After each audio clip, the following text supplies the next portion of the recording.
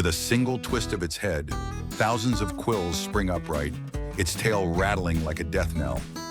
The porcupine becomes a living fortress no predator dares to touch. In concrete pens, entire herds huddle close, tens of thousands of quills jutting upward like a silent army. And then comes the paradox.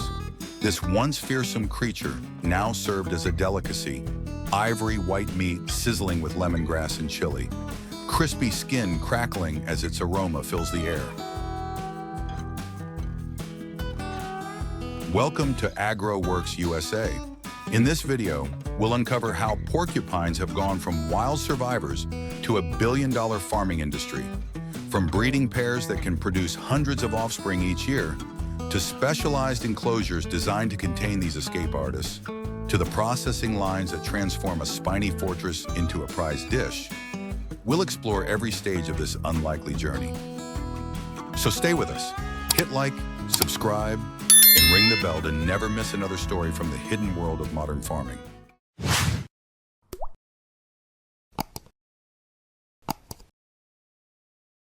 The porcupine is unlike any other farmed animal. Cloaked in nearly 30,000 hollow quills, it is nature's walking fortress. Each spine is lightweight yet razor sharp, lined with microscopic barbs that pierce easily but resist removal, making even minor wounds dangerous. When threatened, the porcupine does not run. Instead, it arches its back, flares its quills, and rattles its tail like a living alarm. One careless move by a predator, even lions and leopards, can mean a face full of barbed spines, sometimes causing infections that prove fatal.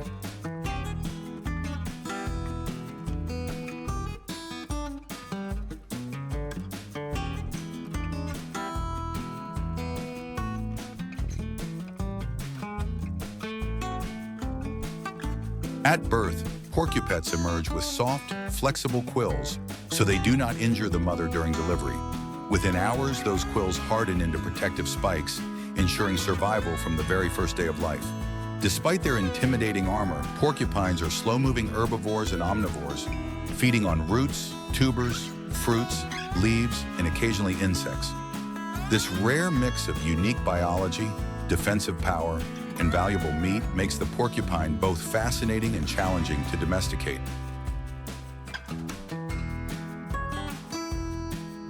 What was once a wild, elusive creature has now evolved into a multi-million-dollar industry.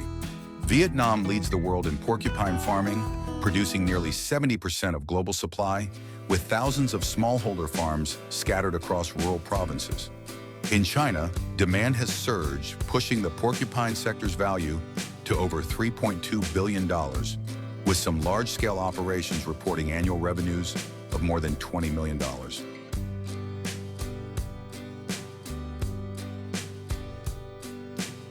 The business model is simple yet highly profitable.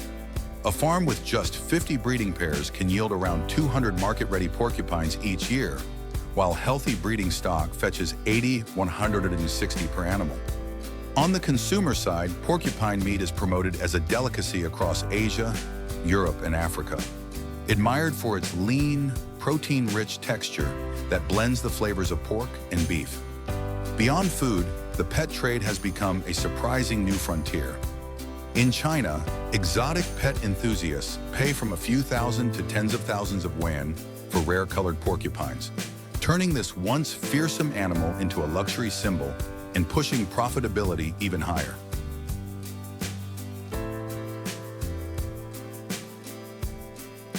Are you surprised that Vietnam accounts for nearly 70% of global commercial porcupine farming? Do you think porcupines should be developed more as a delicacy or as exotic pets? Share your thoughts in the comments. And don't forget to hit like, subscribe, and ring the bell to keep joining AgroWorks USA on future journeys.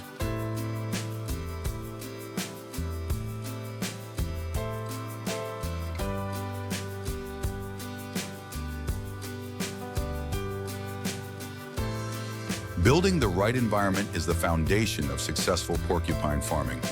Despite their intimidating defenses, porcupines are relatively simple to house if their natural habits are respected. Each animal requires 1 to 3 square meters of space, with walls at least 80 centimeters high and reinforced floors of concrete or tile. Beneath the flooring, a layer of steel mesh is often installed to prevent these skilled diggers from tunneling their way out. Enclosures must balance light and shade, as porcupines thrive in dim, quiet settings and are easily stressed by bright light or loud noise.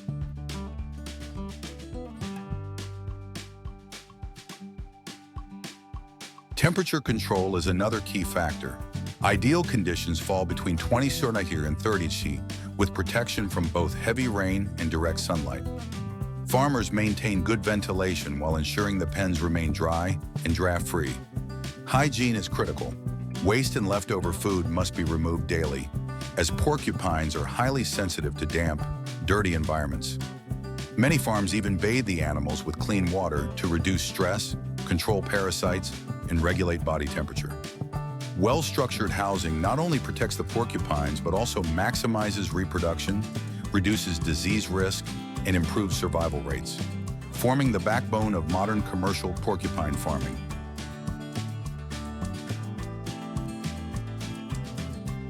Reproduction is the engine that powers porcupine farming's profitability.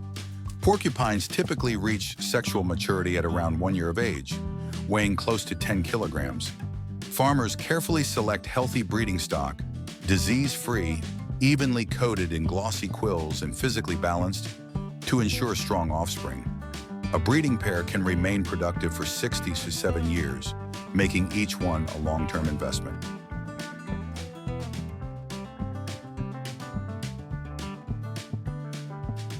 The gestation period lasts about 100 to 110 days, unusually long for rodents, and results in litters of 1 to 3 porcupets. To protect survival rates, farmers often redistribute newborns so that each mother raises only 1 or 2, ensuring proper access to milk. At birth, the young are covered in soft quills that harden within hours, and for the first 2 months they rely almost entirely on mother's milk. By weaning, they are introduced to solid foods and moved to separate enclosures. With a farm of 50 breeding pairs, annual output can reach 200 market-ready porcupines, sustaining both the meat and breeding stock markets. What do you think is the biggest factor affecting the survival rate of baby porcupines? Let us know in the comments. I'd love to hear your perspective.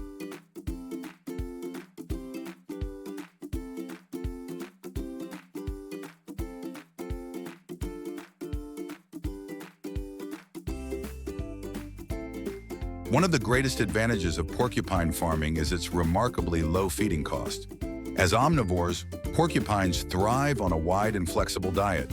Roots, tubers, fruits, corn, sugarcane, and vegetables, along with protein sources like insects, snails, and earthworms. Farmers often take advantage of agricultural byproducts such as banana peels, corn husks, and vegetable scraps, dramatically lowering expenses while still ensuring balanced nutrition. This ability to convert cheap, readily available waste into high-value meat is one of the industry's biggest strengths.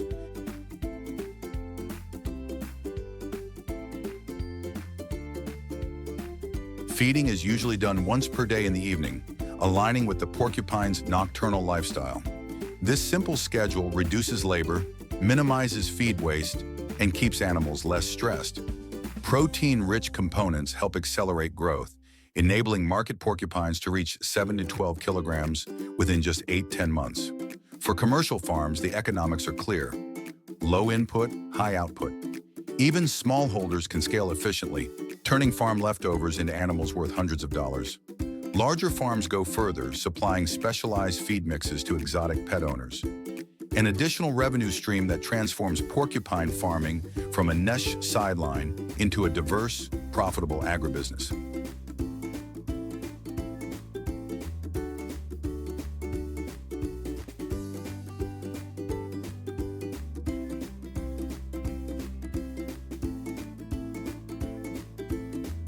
After 8 to 10 months of growth, farmed porcupines typically reach 7 to 12 kilograms, the ideal weight for market.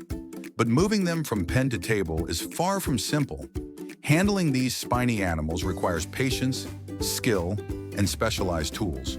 Farmers never risk grabbing them by hand. Instead, they rely on nets, guiding panels, and reinforced metal cages to carefully steer porcupines into enclosures for weighing and transport. A single mistake can leave handlers with dozens of painful, barbed quills lodged deep in the skin, sometimes requiring surgical removal.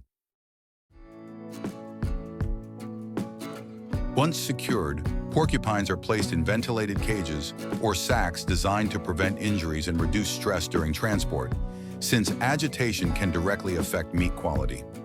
On arrival at restaurants or processing plants, the first step is quill removal. Methods vary: singeing over open flames to weaken the spines, soaking in hot water to soften them, or using blowtorches and pliers for precision. What was once a bristling fortress is gradually transformed into a clean, ivory-white carcass, ready for butchering, cooking, or export. Every step demands precision, turning danger into dependable value across the supply chain. Would you dare to handle a full-grown porcupine yourself? Do you believe harvesting porcupines is more dangerous than other types of farming? Share your opinion below. And don't forget to like, subscribe, and ring the bell for more behind-the-scenes stories from AgroWorks USA.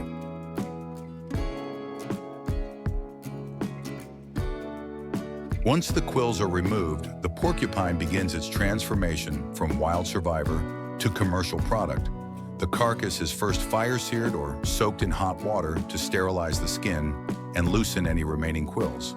The meat is then cleaned, portioned, and prepared for either direct sale or restaurant use.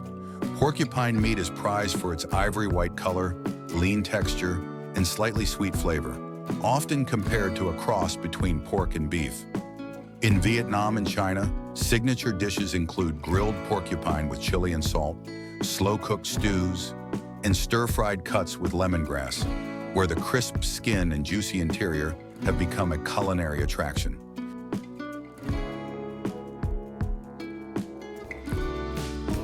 But the animal's value extends far beyond meat. Quills are collected, cleaned, and sometimes dyed to be crafted into jewelry, decorative items, or even used in traditional medicine. Skins and bones also find niche uses, further reducing waste. For the pet industry, specialized feed and accessories create new markets. In this way, every part of the porcupine contributes to revenue, ensuring that a once feared animal is now fully integrated into a diverse, profit-driven supply chain.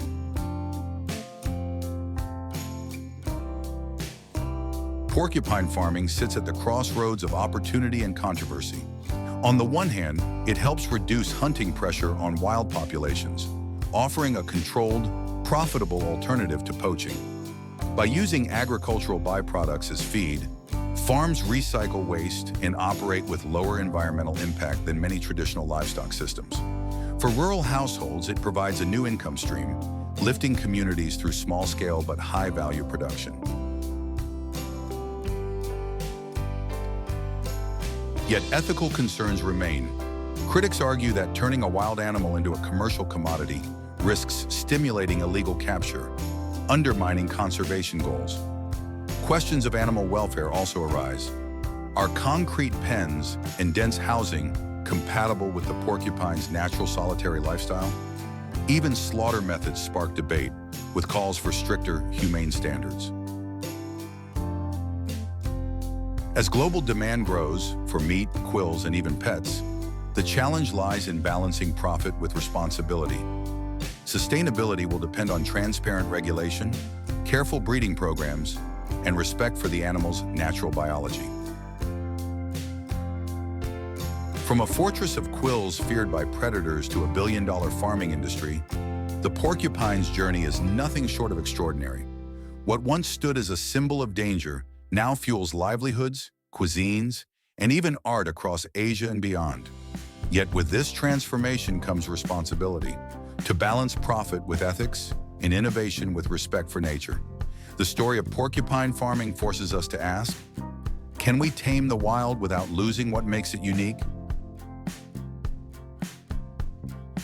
Thank you for watching AgroWorks USA.